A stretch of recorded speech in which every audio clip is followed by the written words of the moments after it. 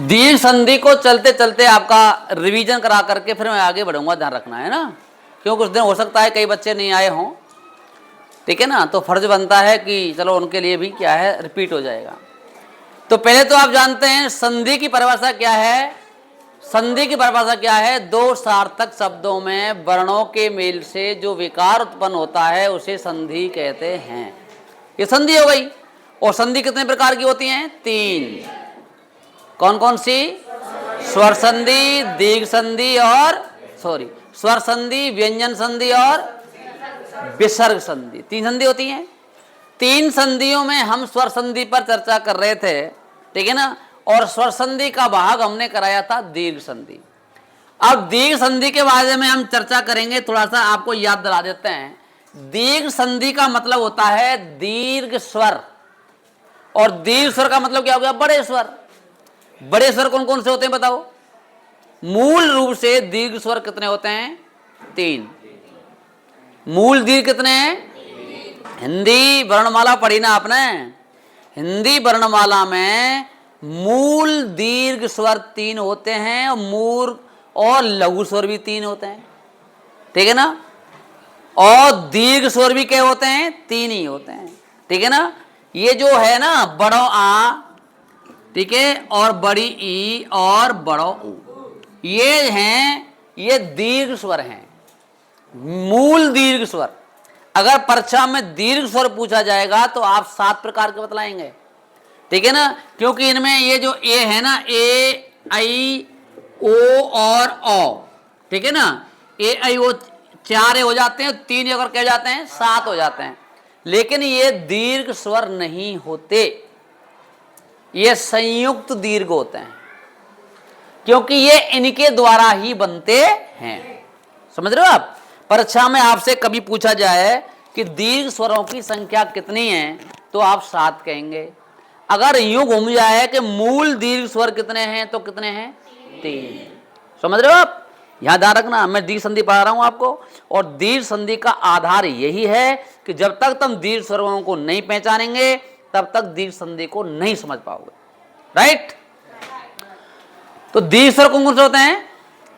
इसका चिन्ह ये हो गया, और इसका चिन्ह ये हो गया, और इसका चिन्ह क्या हो गया? ये हो गया। यही तो है संकेत चिन्ह, ये हो गए। अब मैंने आपको पढ़ाया था, आपको ध्यान हो कि जहां दो शब्द आकर के मिल रहे हों, ठीक है, ये बताया था मैं, जाने आपको, जहां दो शब्द आकर के मिल रहे हों उस स्थान पर यदि आपको बड़ा आ, बड़ी ई, बड़ा ऊ मिल जाए तो क्या कौन संधि है? दीर्घ संधि है। समझ गए? मतलब नहीं है कोई भी शब्द आपके सामने आ जाए, शब्द को आते ही ये देखो ये शब्द कहां से कहां आकर के मिला है और इसको हम कहां से हटा सकते हैं, ठीक है ना। जैसे शब्द आ गया नदीस, शब्द आ गया नदीस, क्या गया? नदीस शब्द आ गया, ठीक है। अब तुम्हें यहां क्या पा रहा है? यहां पर दीर्घ स्वर पा रहा है, दीर्घ स्वर पा रहा है। कौन सा? बड़ी। तो दीर्घ स्वर देखते ही आपको 99% ये समझ लेना चाहिए कॉन्फिडेंस से कि यह है दीर्घ संधि है, ठीक है ना। शर्त क्या है? शर्त यह है कि विच्छेद करेंगे जब इसको हम, तो पहले शब्द के अंत में भी ई होनी चाहिए और दूसरे शब्द के प्रारंभ में भी ई होनी चाहिए। मैंने ये परिभाषा बताई आपको। परिभाषा क्या बताई थी मैंने? कि जब दो शब्द आकर के यहां मिलते हैं, ठीक है, दो शब्द यहां आकर के मिलते हैं, तो यहां पहले शब्द के अंत में भी आ हो या ई हो या हो। अब यहां दीर्घ संधि हम इसका कर रहे हैं ना हम, तो इधर भी ई होनी चाहिए और इधर भी होनी चाहिए। पहले शब्द के अंत में भी ई और दूसरे शब्द के प्रारंभ में भी ई। समझ रहे हो ना? ये तो परिभाषा है। जहां आ ई उ ऊ हों और इनके पश्चात इन्हीं के समान स्वर हों तो उनका दीर्घ हो जाता है। ये तो परिभाषा है ना। अब ये छोटा हो चाहे बड़ा, आदमी छोटा हो या बड़ा, होता तो आदमी है, औरत छोटी हो या बड़ी, होती तो औरत ही है, ठीक है ना। तो आप अब नदी शब्द को मैंने क्या कहा था, अब इसको तोड़ दो, आप क्या कर दो, तोड़ दो शब्द को। हम शब्द को तोड़ेंगे तो ये शब्द रह जाता है, देखो ये ना और ये द है, और ये रह गया सा। भाई दा में से ई निकल गया ना, स्वर निकल गया, तो ये आधा रह जाएगा नहीं रह जाएगा, ये ध्यान रखना। आप फिर बता रहा हूं मैं आपको, हर व्यंजन में स्वर होता है, बिना स्वर के व्यंजन उच्चारित नहीं हो सकता, ठीक है ना। आ की ध्वनि उसमें होती ही है ना। जैसे आपको यहां दिख रहा है ना ये पा में स्वर है, अगर स्वर नहीं होता तो ये बोलता ही नहीं, राइट, समझ गए ना। अब इसमें यूं लगा दिया जाए तो ये आधा हो गया, क्योंकि उसमें स्वर निकाल दिया हमने कोई, तो ये आधा रह गया, ठीक है ना। तो यहां अब हमने इसमें से ये ई निकाली तो ऐसे रह गया, भाई देखो हटा के देख लो, ऐसे रह गया ना है। अब ये जो ई हमने निकाली है, तो परिभाषा क्या कह रही थी, परिभाषा कह रही थी कि पहले शब्द के अंत में भी ई और दूसरे शब्द के प्रारंभ में भी ई, समझ रहे हो हैं। तो पहले शब्द को ये गो, दूसरा शब्द ये गो हैं, तो पहले शब्द के अंत में ई लगा दो, लग गया, हलंत हटा दिया, ई प्रवेश कर गया, है ना। शब्द भी सार्थक बन गया, नदी होता है ना, नदी हमने देखा भी है, सुना भी है, नदी शब्द होता है। इधर भी ई लगानी है, तभी तो दीर्घ बनेगी, ठीक है। इधर ई लगानी है, ई कोई सी लगा दो, शब्द सार्थक बना दो, ई कोई सी लगा दो, शब्द सार्थक बना दो बस। अब इसमें ई लग नहीं सकती,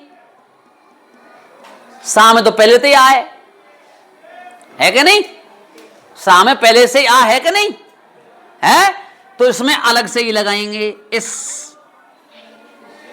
शब्द नहीं होता, सार्थक नहीं बना। अब क्या कर दिया हमने, ईस कर दिया। यहां हमारी मर्जी है कि हम ई लगाएं या छोटी लगाएं या बड़ी लगाएं, क्योंकि हमें सार्थक शब्द बनाना है, समझ गए आप। तो अब इसका संधि, ये जो ई हुई है ना, ये ई बनी थी, ये इधर ई और इधर ई, संधि प्रक्रिया क्या है, ई प्लस ई बराबर ई, समझ गए, ये वाली ई जो बनी थी, ठीक है ना। जैसे बता रहा था मैं संधि में, महासागर,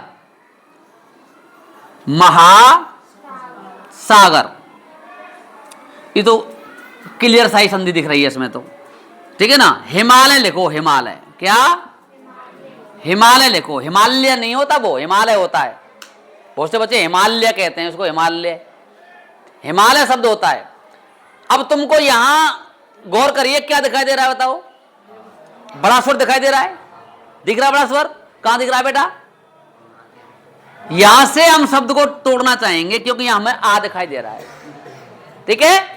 अब शब्द को तोड़ेंगे यहां से हम, तो शब्द क्या रह जाएगा, देखिए देखिए, ये रह जाएगा, शब्द को तोड़ते हैं तो शब्द रह जाता है इस प्रकार से, क्योंकि उसमें से ये आ निकलेगा और ये हो गया ले, समझ गए, दिमाग में आ गया।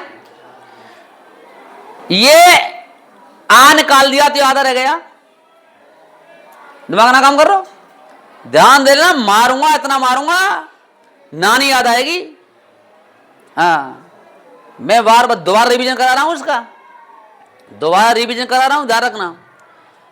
ये आ मैंने निकाला है ना, तो ये मां पे आए ना, तो बड़ा आ निकल गया, तो ये बड़ा आ निकल गया, तो इसमें ये आधा रह गया। अब ये बड़ो आ कब बना, बताइए कब बना, परिभाषा क्या कह रही है, इधर भी आ और इधर भी आ। अपनी भाषा बाजाओ, देहाती शब्द बाजाओ, है ना, ऐसा मत क्यों, आ के उपरांत, इन्हीं के समान, पहले शब्द के अंत में आ और दूसरे शब्द के प्रारंभ में आ, ठीक है ना, देसी भाषा में समझो। तो क्या है, अब पहले शब्द के अंत में यहां आ लगाना पड़ेगा, इधर देखो यहां लगाना पड़ेगा, तो इसमें लगाते ही आ गया, हटाते ही आ गया, आ गया ना, कहां है बताओ इसमें, इसमें आ कहां है मुझे ये पता है? हटा दियो, अब नहीं है ना इसमें आ, अब इसमें आ नहीं है ना, यही कह रहा हूं मैं, हटा दिया ना, अब इसमें आ तो नहीं है। कौन कौन बच्चे कह रहे हैं इसमें आ नहीं है? हाथ खड़े करो। देखो कोई नहीं कह रहा, और आप अकेली ये कह रही हैं कि इसमें आ नहीं है। इसमें आ नहीं है कि भाई हते ना, ये सब कह रहे हैं। रुक जा, इंतजाम करूंगा आपका भी, हो डटे रहो, इंतजाम करूंगा मैं, ऐसों का इंतजाम तो जुगत्ते कर दूं मैं क्या बताया था? हर व्यंजन में स्वर होता है। अब कोई पूछे तो हम आहते कि ना है, तो हम हते, अब ना है, ठीक है।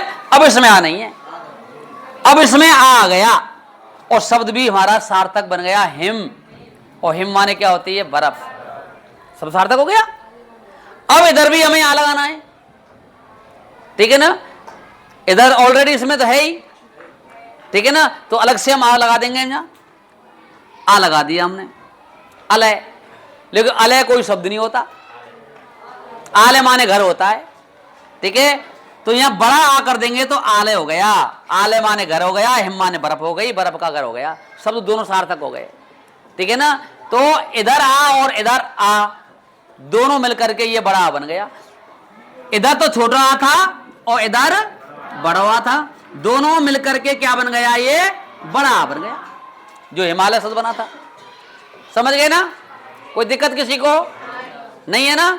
तो इसका मैंने अभी रिवीजन कराया। क्या समय हो गया? घंटी बज रही क्या? घंटे टाइम हो गया। अबे ओए एक बार देख लीजिए, फिर कह रहा हूं मैं आपसे, मैं फिर कह रहा हूं आपसे, संधि को पहचानने का इससे अच्छा और सरल तरीका कोई नहीं है। जब कोई आपके सामने शब्द आ जाए ना, तो यूं देखो कि या में ते टुकड़े कहां के है सके हैं, जहां होकर के, क्यों आगे में मिलते हैं माटे टुकड़े होंगे, मानते होंगे, तो वहां तुम्हें क्या दिखाई दे रहा है? हैं? वहां तुम्हें ये तीनों दिखाई दे रहे हैं, बड़ो आ, बड़ी ई और बड़ा ऊ, हैं? यानी ये दिखाई दे रहे हैं उस स्थान पर, जैसे नदीश में ई दिखाई दिया, मधुशाला में ऊ दिखाई दिया, ठीक है ना, लघुर्मी में ऊ दिखाई दिया, ठीक है ना।